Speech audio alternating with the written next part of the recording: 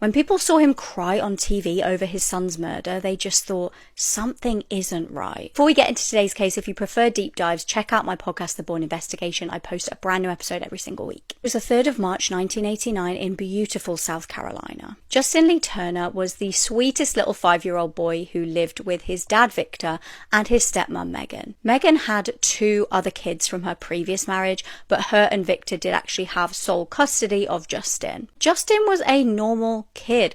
Like most little children, he usually showed up every day to elementary school. Justin's stepmom Megan every single day would watch Justin leave home to get on the school bus. But things were a little different on the day in question. So it just so happens that morning, Megan was like, I'm not feeling well, I'm actually going to get in the shower and not watch Justin go to the school bus. Now, firstly, it was a totally different time back then, but it's still wild to me that like a little tiny 5-year-old boy is just getting on the bus on his own. And that day after school, Megan was like, why is Justin not home yet? Time ticked on and on and on, and eventually she had to ring police. She was like, our son didn't come home today. So police spoke with the school, who said, actually, he never even showed up in the first place. And that was like, red flag, alarm bells are ringing. Police were thinking something doesn't feel right. He's most likely not even gone to school at all.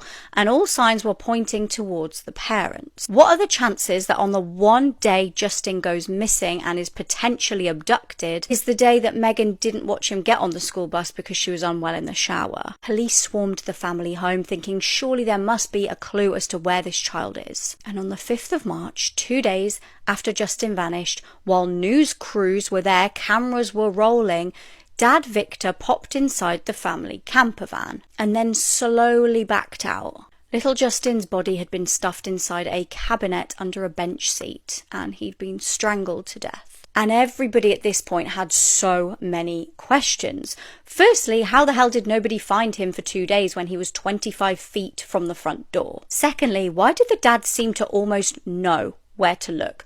Why did he find him within seconds of going into that camper van? Thirdly, why did he not try and like grab him or resuscitate him or anything? He just kind of backed out and said, he's in there. And thirdly, why was Megan the stepmom now telling police that actually she'd had an argument with Justin that morning? Dad Victor wept on TV with his head in his hands, and some people just felt like the whole thing was just weird. Police noticed something really odd that Dad Victor had said just before finding his son's body. He seemed nervous and asked police what would happen if a family member had done harm to the victim, such as killed him. This case is an absolute roller coaster, honestly. At first, both Victor and Megan were charged with murder, but frustratingly there wasn't enough evidence, so it was dropped. Within weeks, the couple moved away and Megan changed her name. Her original name was actually Pamela. But my opinion is that if my son was murdered and I had nothing to do with it, I'd be ringing the police constantly. I'd want that person found. I'd want justice to be done. The investigators said